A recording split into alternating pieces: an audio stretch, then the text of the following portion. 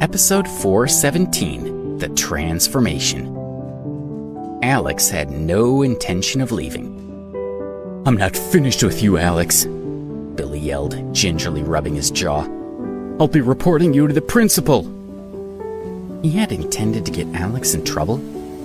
So now that Alex had hit him, he had something else to complain about.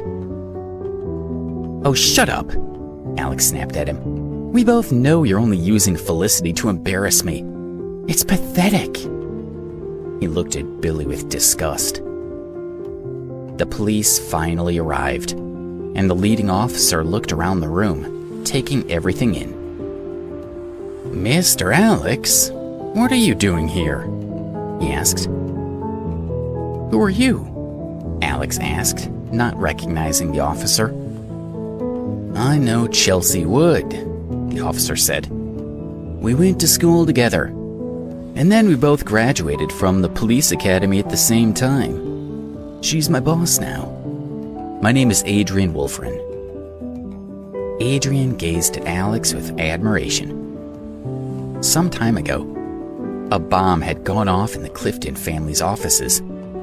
Adrian had been there when Alex had caught the sniper waiting to shoot Jessup Clifton, and he knew all about Alex's exploits that day. "Hello, Officer Wolfren," Alex said, smiling at him. Adrian grew excited. "Would you like to join me for dinner one day?" he asked. "I have a 13-year-old son who is always talking about you, and he'd love to meet you." He was worried Alex would refuse, so he was surprised when Alex simply said, "Sure." "Great, thank you," Adrian said.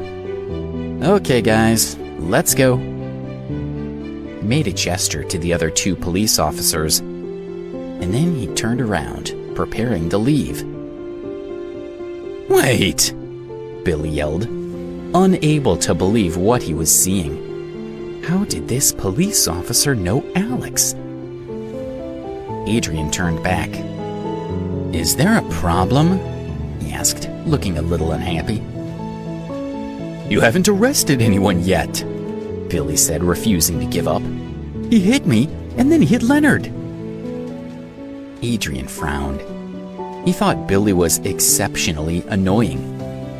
He sighed and looked over at Alex, and then he looked back at Billy and Leonard. "Okay, then the two of you will need to come to the station," he said. Two police officers stepped forward and led Billy and Leonard to the door.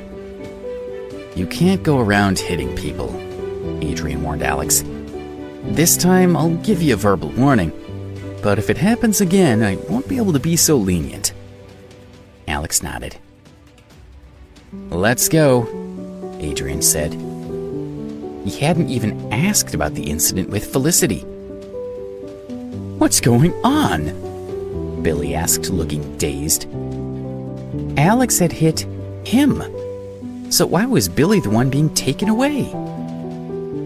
The other officers put Billy and Leonard in the police car. The two men looked out the windows, their eyes wide as they saw the other teachers staring at them. Alex went to check on Felicity. "How much money have you stolen from the other girls?" he asked. He intended to make her pay back the money and apologize, figuring that was an appropriate solution to the problem. But Felicity merely scowled at him. "That's none of your business," she said, pushing by him and running out of the room. Alex went back to the principal's office. Then he took out his wallet, withdrew some cash, and tried to hand it to the girls. "No, that's not necessary," said one of the girls, her voice timid. "Take it," he insisted. "Felicity's behavior was appalling, and there's no reason you should be out of pocket. Rest assured, she will be apologizing to you in front of the entire school. We have an assembly coming up soon. We can take care of it then." "Felicity? Apologize?" the girl repeated, her mouth dropping open. "No way." Her expression of disbelief was mirrored on the faces of the other girls. They were all familiar with Felicity, and they knew she would never do it. "She will apologize," Alex insisted, "for this and for everything else she has done." "Okay," the girls said doubtfully. Then they left, still shaking their heads. "Felicity's tough to deal with," one of the teachers told Alex.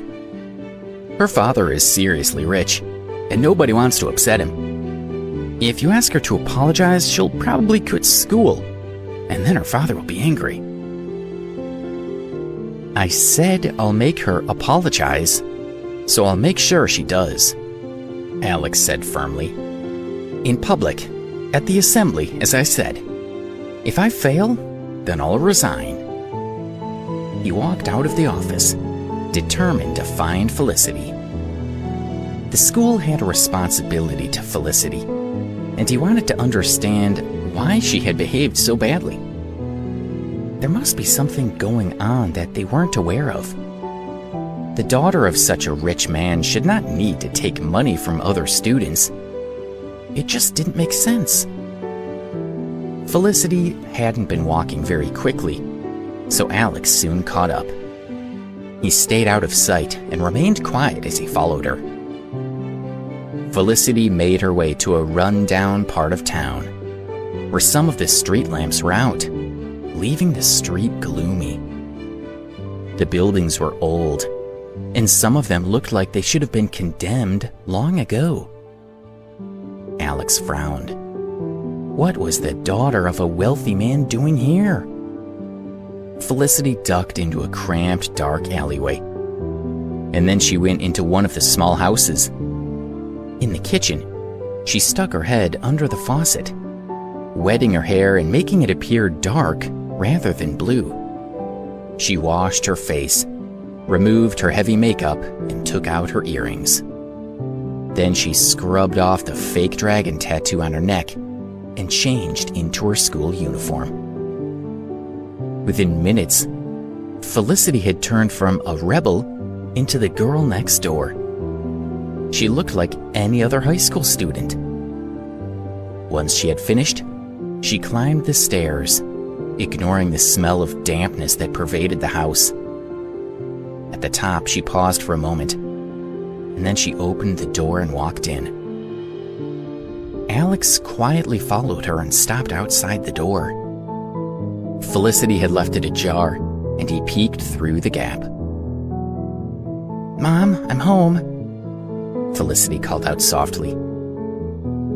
Alex was stunned at the difference in her. She seemed to be two completely different people. Despite the dim light, Alex could make out a messy room with an ill-looking woman lying in a bed. Was that Felicity's mother? The woman coughed. "Felicity?" she asked, her voice weak. "How was school? Are you still doing well?" She struggled to sit up, but Felicity stopped her.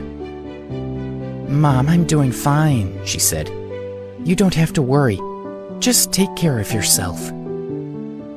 Felicity went to a small cabinet and took out some medicine.